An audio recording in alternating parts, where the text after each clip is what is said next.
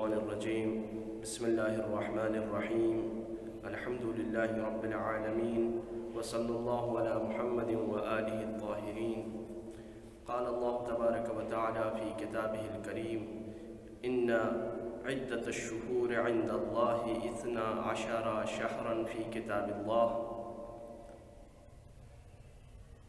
ہم اس ماہ مبارک رجب جو شہر حرام ہے اور رجب المرجب کے نام سے مشہور ہے، اس کی تبریک مومنین کی خدمت میں عرض کرتے ہیں اور پروردگار سے دعا گو ہیں کہ پروردگار اس مہینے میں تمام مومنین کے اعمال کو قبول فرمائے، ان کی گناہوں کو بخش دے اور ان کی مشکلات کو اس مہینے میں آسان فرمائے اور ان کی عبادتوں کو قبول فرمائے.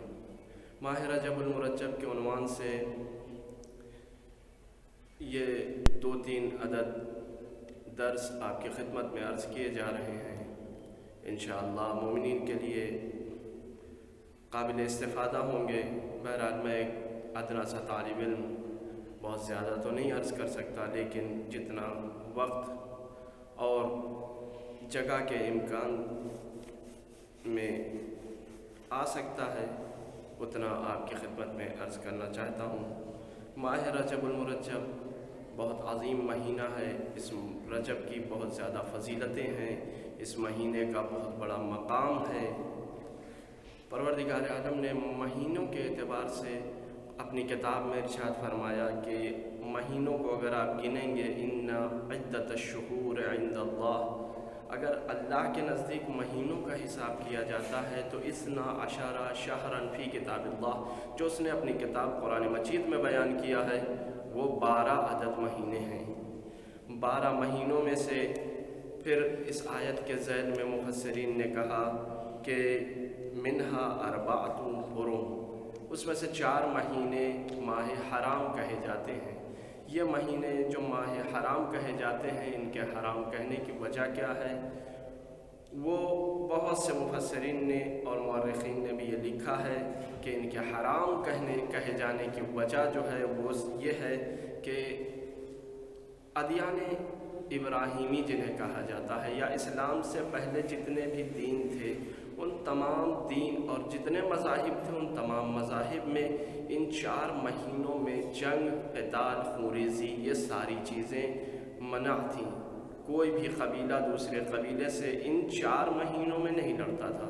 وہ 4 مہینے کون سے تھے؟ ذی قعدہ، ذی الحجہ، محرم اور ماہ رجب. یہ 4 مہینے ایسے ہیں کہ جن میں مشرکین، کفار، عیسائی، یہودی اور تمام مذاہب جو موجود تھے، مجوسی اور لادین لوگ بھی حتیٰ اس 4 مہینے میں جنگ اور خونریزی نہیں کیا کرتے تھے. اسی بنیاد پر انہیں ماہ حرام کہا جاتا ہے، خون بہانا حرام تھا. اور قمری مہینے میں ہم جب گننا شروع کرتے ہیں تو 7واں مہینہ آتا ہے. یعنی جب ہم محرم سے گنتی شروع کریں، محرم، صفر، ربیع الاول، ربیع الثانی، جمادی الاول، جمادی الثانیہ، رجب، تو 7واں مہینہ ماہ رجب قرار پاتا ہے. اور اس میں بہت سی فضیلتیں ہیں. حدیث قدسی اس کے سلسلے میں وارد ہوئی ہے، ائمہ کی احادیث ہیں، پیغمبر کی احادیث ہیں.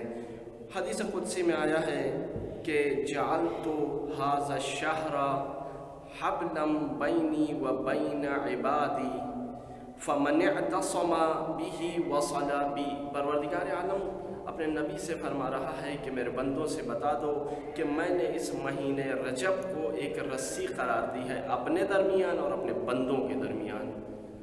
اور اس کے بعد جو بھی فمن اعتصم بہ، جو بھی اس رسی کو پکڑ لے گا یعنی ماہ رجب سے آ کے مل جائے گا، وصل بی، وہ مجھ سے ملاقات کرے گا. یعنی اتنا اہم مہینہ اور اتنا مبارک اور اتنی قابلیت کا یہ مہینہ ہے کہ جسے پروردگار خود اعلان کر رہا ہے. اسی طرح اس کی فضیلت میں پیغمبر کی حدیث ہے، رجب شہر اللہ، रजब जो है वो अल्लाह का महीना है। उसके बाद एक दूसरी हदीस में पैगंबर फरमाते हैं, खियरतुल्लाहि मिनश्शुहूर रजब, शहरो रजब, यानी अल्लाह ने जो महीने करार दिए हैं सारे महीने अल्लाह के हैं, लेकिन बहरहाल रजब को कुछ फजीलतें भी हासिल हैं। लिहाजा बेहतरीन, अल्लाह के बेहतरीन महीनों में कौन सा महीना है? शहरो रजब, ये पैगंबर की हदीस है। उसके बाद इमाम अली अलैहिस्सलाम से भी एक हदीस नक़ल हुई है। इमाम अली अलैहिस्सलाम ने इन महीनों को इस तरह से तक़सीम बंदी की है, माह रजब की, माह शाबान की और माह मुबारक रमज़ान की। आप फरमाते हैं, शहर रमज़ान शहरुल्लाह, रमज़ान अल्लाह का महीना है, व शहर शाबान शहर रसूलुल्लाह, और शाबान का महीना जो है वो रसूलुल्लाह का महीना है, व शहर रजब शहरी, और रजब का महीना मेरा महीना है।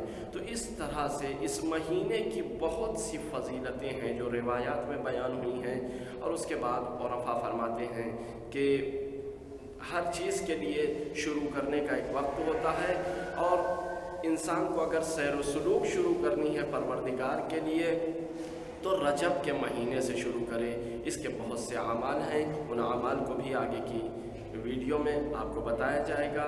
और ये इसकी फजीलत के सिलसिले में थे।